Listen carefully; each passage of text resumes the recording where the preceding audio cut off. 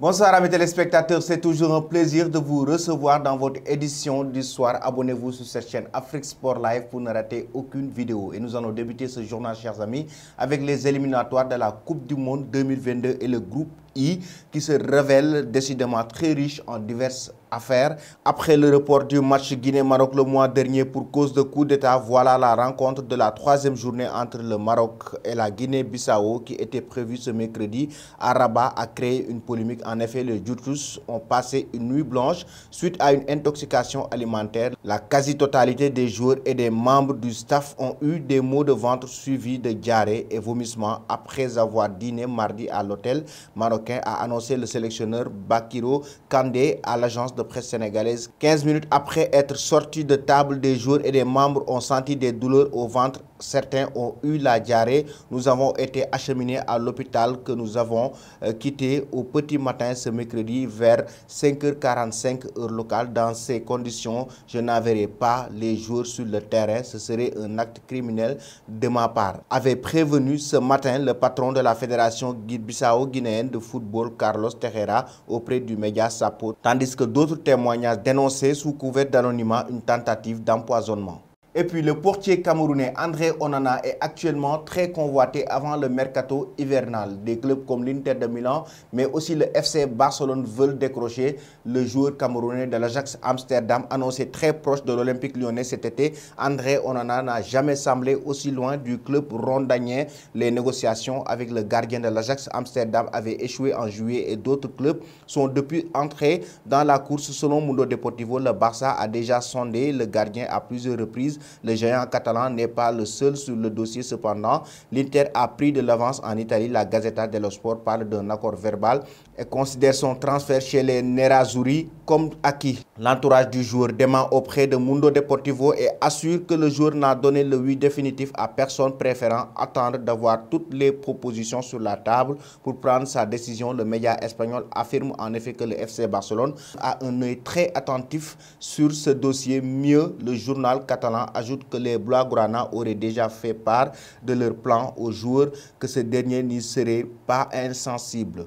Et nous allons en France. Kylian Mbappé, comme vous le savez, est actuellement très convoité par le club espagnol, le Real Madrid, mais aussi le Paris Saint-Germain est en train de faire son possible pour retenir le joueur français, sans oublier que ces temps-ci, il a fait des sorties concernant son avenir. Il avait carrément évoqué au micro d'RMC Sport qu'il avait donné sa décision au club parisien de pouvoir partir au mois de juillet dernier. Actuellement, c'est sa mère qui fait une sortie pour annoncer des discussions entre Kylian Mbappé, mais aussi le club de la capitale française, alors que le joueur a récemment admis avoir été proche de quitter le Paris Saint-Germain pour le Real Madrid l'été dernier. Sa mère Faiza Lamari vient d'apporter une nouvelle annonce de taille. Elle confirme que Kylian Mbappé est bien en discussion avec le Paris Saint-Germain pour une éventuelle prolongation de son contrat. Interrogée par le Parisien, la maman de Mbappé a laissé la porte ouverte aux actuels leaders de la Ligue 1. On discute actuellement avec le PSG et ça se passe bien. J'ai même eu Leonardo hier soir. Après, est-ce qu'on arrivera à une issue? Une chose est sûre, il donnera à fond jusqu'au bout pour gagner la Ligue des Champions. Kylian a besoin d'être épanoui. S'il est malheureux, il est capable de vous le dire. J'arrête ma carrière. Et il nous le dit souvent d'ailleurs. Avec Kylian Mbappé, tout peut changer du jour au lendemain, a-t-elle déclaré. Des propos qui corroborent la version de Kylian Mbappé qui n'avait pas totalement écarté l'issue d'une possible prolongation lors de son entretien avec RMC Sport. J'ai appris quelque chose. La vérité d'hier, ce n'est pas celle d'aujourd'hui, ce ne sera pas celle de demain. Tu savais que Messi allait venir jouer au Paris Saint-Germain, toi? La vérité, c'est que j'ai voulu partir cet été, avait indiqué. Le feuilleton est bel et bien relancé.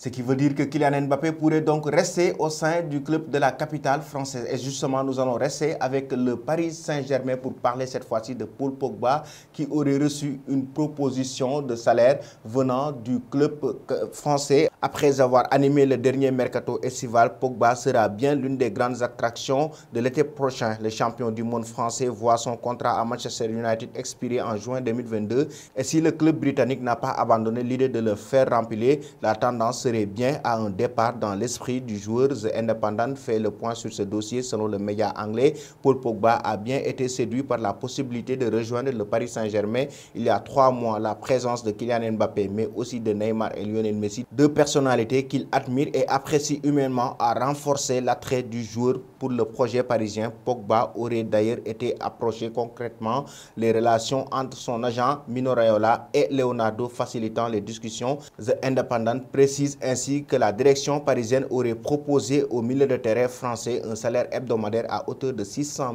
000 € sans être au sommet de la pyramide salariale. Paul Pogba aurait ainsi rejoint le groupe des cadres les mieux payés derrière Lionel Messi, Neymar et Kylian Mbappé.